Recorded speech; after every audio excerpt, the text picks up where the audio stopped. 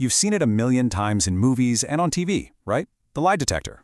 It's this icon of justice, a machine with its pulsing needles that, supposedly, can spot a liar every single time. We all kind of have this image in our heads that it separates fact from fiction with total scientific certainty.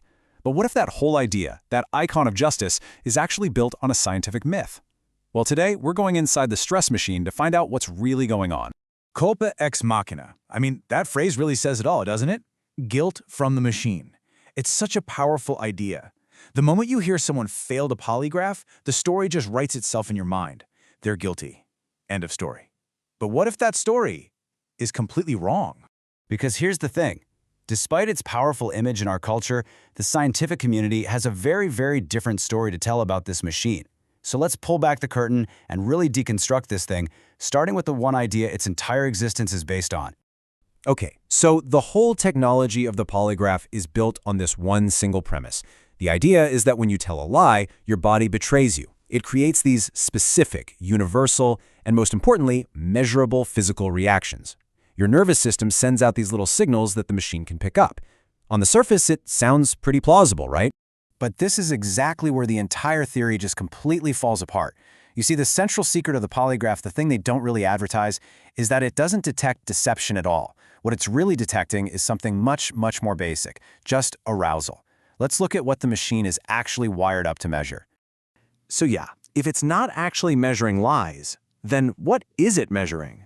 Because honestly, the answer to this one question is what completely dismantles the polygraph's entire reputation as a so-called lie detector.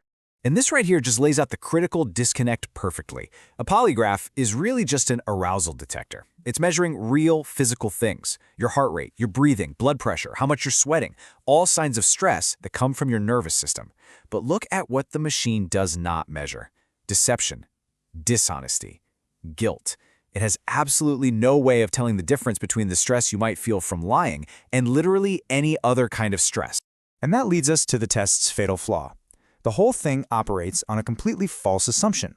It assumes that lying is the only reason someone would be stressed out while they're strapped to that machine. But what about the stress of just being accused of something you didn't do, or fear, or anger, or even just simple embarrassment? All of those feelings can trigger the exact same physical response. And the machine? It can't tell any of them apart. And yet, even with this massive, fundamental flaw, the people who champion these tests make some incredibly bold claims. John Reed, the guy who invented the modern technique, claimed it was 99% accurate. Others will tell you it's effective well over 90% of the time. But how does that hold up when you look at the actual science? Well, here's where you see the huge gap between the marketing and the reality. Rigorous, peer-reviewed scientific studies paint a totally different picture. One study found the test's ability to correctly identify an honest person was only 52%. Another found it was just 45%. Let that sink in. For an innocent person, the polygraph is barely better and sometimes actually worse than just flipping a coin to prove they're telling the truth. Now, this scientific flaw isn't just some academic debate. It has devastating real-world consequences for people. It creates this horrible trap where an innocent person's natural fear gets misinterpreted as a lie. And this is especially true for anyone who struggles with anxiety. Just listen to this quote from a veteran intelligence professional.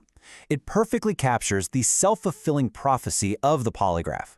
When your job, your entire career, and your reputation are on the line, the intense fear of failing the test can produce the exact physical reactions that the examiner is trained to see as deception. Your own fear of being wrongly accused is what makes you look guilty. Let me give you a few analogies to make this crystal clear. For someone who's anxious, taking a polygraph is like having an oversensitive car alarm. Sure, it's designed to catch a thief, but it ends up screaming its head off when a single leaf falls on the windshield. Or how about this one? Imagine trying to use a compass to find north while you're standing inside a giant magnet.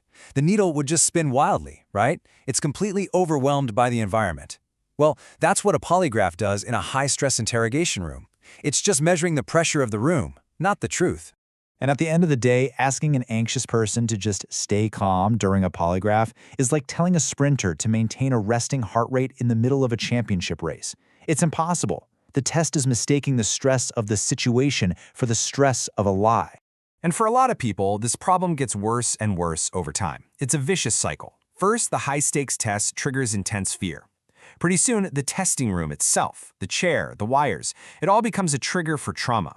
After a few rounds of this, the person develops what's called anticipatory anxiety, meaning their body starts reacting before a single question is even asked.